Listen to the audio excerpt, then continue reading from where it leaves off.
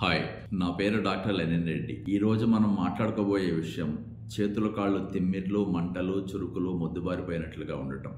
దీన్నే peripheral neuropathy అంటారు. ఈ పెరిఫరల్ న్యూరోపతి అనేది మనిషికి చాలా సాధారణంగా వస్తూ ఉంటుంది. మన శరీరం లోపల కొన్ని లక్షల కోట్ల నరాలు ఉంటాయి. వాటన్నిటికీ కూడా రెండు రకాల పనులు ఉంటాయి. ఒకటి బలానికి సంబంధించిన పని, రెండవది స్పర్శకి సంబంధించిన పని. స్పర్శకి సంబంధించిన పనిలో కొంత తేడా వచ్చినప్పుడు, అలాంటి పని తను సక్రమంగా చేయలేకపోతున్నప్పుడు వచ్చే జబ్బునే పెరిఫరల్ న్యూరోపతి అంటారు. ఈ పెరిఫరల్ న్యూరోపతి అనేది ఒక రకమైన స్పర్శ జ్ఞానాన్ని లేనిది ఉన్నట్లుగా, ఉన్నది లేనట్లుగా, లేనిదాన్ని ఉండి ఎక్కువగా చేసేలాగా, ఉన్నదాన్ని ఉన్నదానికన్నా డిఫరెంట్గా చేసేలాగా ప్రవర్తిస్తూ ఉంటుంది. మనకి ఒక వస్తువు మీద మన చేతి వేళ్లు పెట్టినప్పుడు ఆ వస్తువు కనుక వేడిగా ఉంటే మనం వేడిని గమనించగలం. కానీ పెరిఫరల్ న్యూరోపతి ఉన్న వాళ్ళలో అసలు అక్కడ ఏ వస్తువు లేకపోయినా సరే వాళ్ళ చేతి వేళ్ళు, కాలు వేళ్ళు వేడిని గ్రహిస్తూ ఉంటాయి.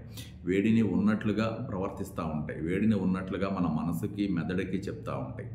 కొన్నిసార్లు సూది పెట్టి గుచ్చినట్లుగా, చురుకుమన్నట్లుగా, మంట పుట్టినట్లుగా, ఒక్కొక్కసారి కారం రాసినట్లుగా, పట్టేసినట్లుగా, కండలు పట్టేసినట్లుగా, ఇవన్నీ కూడా పెరిఫరల్ న్యూరోపతిలో ఉండే విచిత్రమైన లక్షణాలు.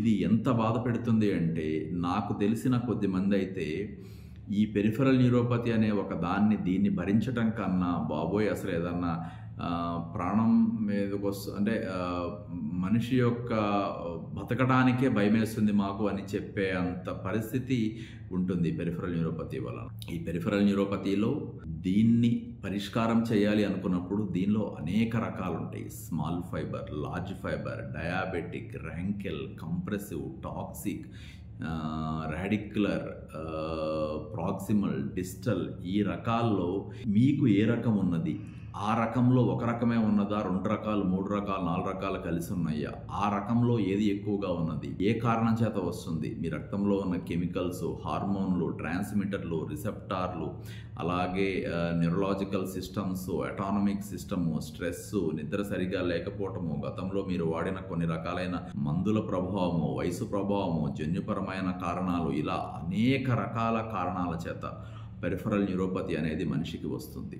పెరిఫరల్ న్యూరోపతిని ఖచ్చితంగా మనం పరిష్కారం చేయాలి అంటే ఇది మీకు ఎందుకు వచ్చింది అనే ఒక కారణం అనేది ఖచ్చితంగా తెలియాలి.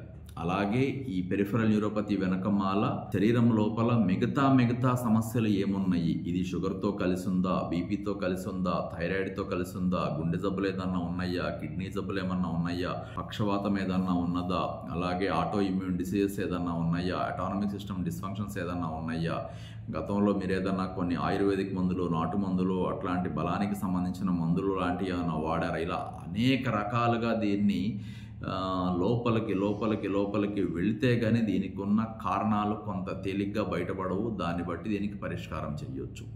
ఈ పెరిఫరల్ న్యూరోపతితో బాధపడే వాళ్ళు ఎంత బాధపడుతూ ఉంటారంటే, వాళ్ళకి అసలు ఖాళీ అంటే వీళ్ళందరికీ ఏంటంటే కొంత పనిలో ఉన్నప్పుడు పెద్దగా ఇది ఇబ్బంది తెలియదు. వాళ్ళు ఏదన్నా వర్క్ చేసుకుంటున్నప్పుడు, నలుగురితో కలిసి ఉన్నప్పుడు, సింగిల్గా ఉన్నప్పుడు నరకాన్ని అనుభవిస్తూ ఉంటారు. అలా ఎవరన్నా కనుక బాధపడుతుంటే, అలా బాధపడుతున్న వాళ్ళు మీకు ఎవరన్నా కనుక తెలిసి ఉంటే, పెరిఫరల్ న్యూరోపతికి అద్భుతమైన, చాలా తొందరగా మంచి పరిష్కారాలు చూపించగలగటం అనేది మా హాస్పిటల్ యొక్క ప్రత్యేకత.